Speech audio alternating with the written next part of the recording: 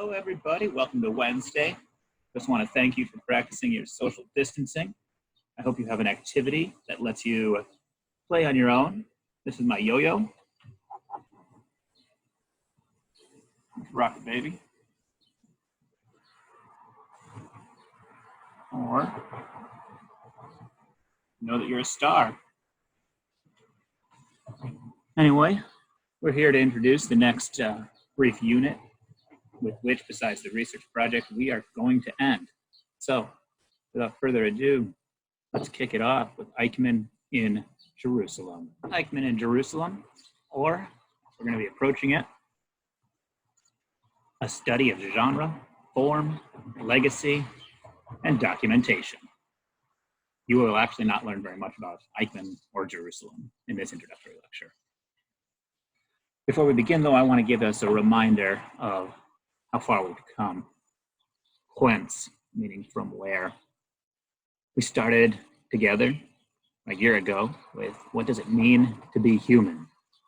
And we started with Rebecca Skloot's The Immortal Life of Henrietta Lacks, the text that you guys read as you transitioned from being 10th graders to being college freshmen. That text looked at the way in which you can document a life and recreate a life and give voice to somebody. As a source of knowledge, it challenged the idea of anonymity. It also raised one of our earliest problems of race, where a white woman used her privilege to talk about a black woman's experience. From there, we read the Epic of Gilgamesh. Here we looked at one of the most ancient texts, the story that it told. We examined it from a variety of points of view. Specifically, we focused about friendship, the relationship between Enkidu and Gilgamesh, destruction of the environment with the destruction of Humbaba and the forest, and the idea that to render yourself immortal, you have to write down your own story. And that's one of the ways that stories get told, right? So one of the things that we're looking at is what do texts do? What is the life of a text? We also looked at that relationship to the transfer of the cuneiform through translation. After that, we read Virgil's Aeneid. Here as well, we talked about issues of authority, textual authority and poetic authority, Virgil's summoning of the muse to lend credence to his text, first the prophecy of Anchises in book 6, and in general, the role of the gods in our lives. We started thinking a lot about genre at this point, the genre of epic poetry, and put this text in dialogue with your memories of the Iliad from 10th grade. After that, we read T.S. Eliot's The Wasteland, and with The Wasteland, we spent quite a bit of time thinking about poetry as documentation and prophecy and destruction and the possibility of poetry doing any kind of curative work, curative as in the sense of creating a cure rather than curating an experience, although certainly The Wasteland did that as well. And then we ended last semester with Zora Neale Hurston's phenomenal Their Eyes Were Watching God. We thought about it in a few different ways, the preservation of dialect and prophecy telling a singular woman's experience, sexual awakening, and independence, and sorrow and love, as well as kind of collective knowledge with those scenes from the town. All of that had to do with what did it mean to be human. Ideas that we focused on were about articulation of desire, immortality, and crafting of poems and texts as a mode to make sense of both of those ideas. We began this current semester with Dantes Inferno. Here we looked at the way in which that's a document both of the past and of the immediate life, thinking about Dante the pilgrim, who's undergoing the experience of being in the poem, and Dante the poet that was exiled.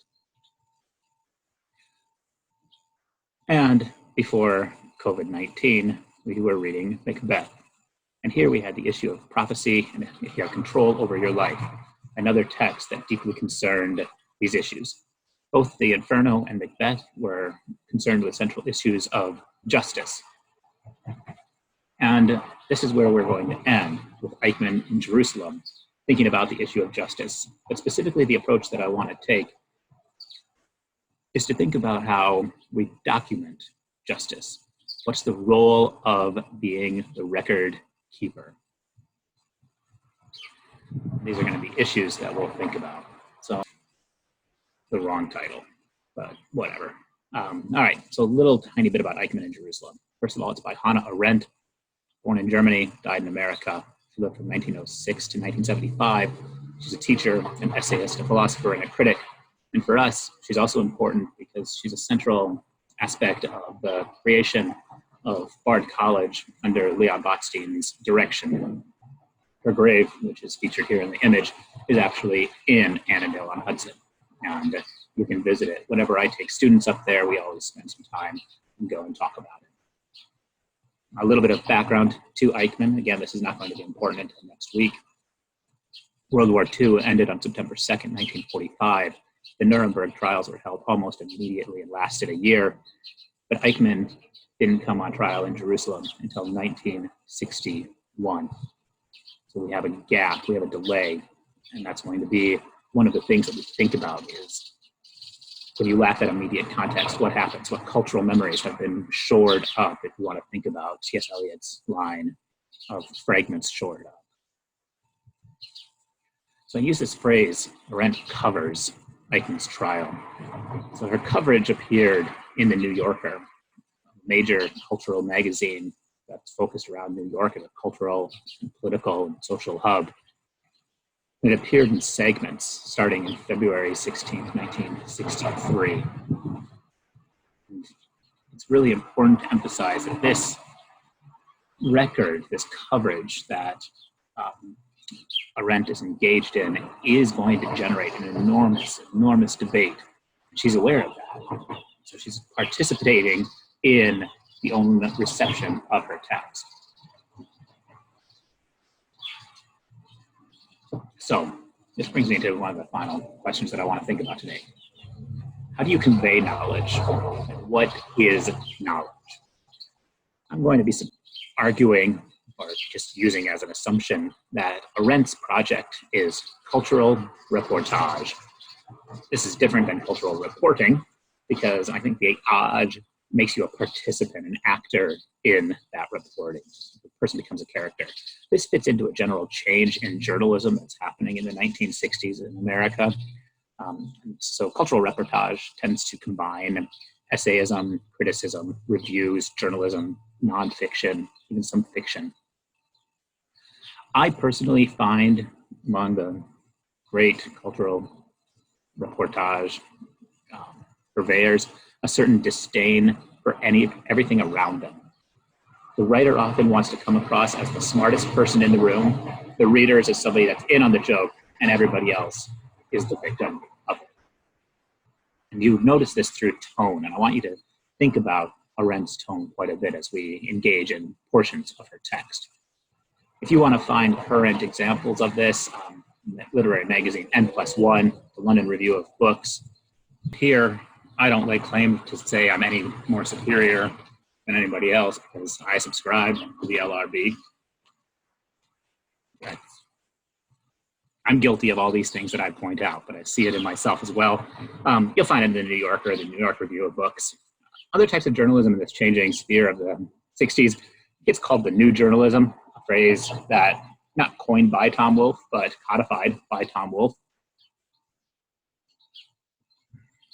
You have Hunter S. Thompson's gonzo journalism, in which the journalist becomes a avid participant in what they're documenting, often biased as well. Creative nonfiction is the most generic mode of terming this literature. Here you have something like Truman Capote's In Cold Blood. And finally, kind of immersive journalism, where it's like going undercover. You join whatever group or individual you're discussing for weeks at a time, years at a time. Amazing examples of this are Bill Buford's Among the Thugs, or I forget the author, but a really interesting piece on Frank Sinatra that's in Esquire magazine. And if you're interested in that, I'll just contact me and I'll send you the link. I am deeply aware that everything that I just talked about is about white people writing kind of about other white people. And in a lot of ways, that's what we're also going to see with Arendt. But we'll have the added element of religion and culture on there. So what I want you to do for next week, before we actually talk about the opening chapter of Eichmann in Jerusalem, just read the first 8 paragraphs in the PDF that I've sent you. This is pages 6 to 9.5, and ask yourself, what is Arendt's tone and dominant metaphor? How does she keep describing what she sees? Once you start reading, this is going to be very, very clear. So just mark those instances, and we'll talk about it a little bit next week. Until then, stay distant and keep yo-yoing.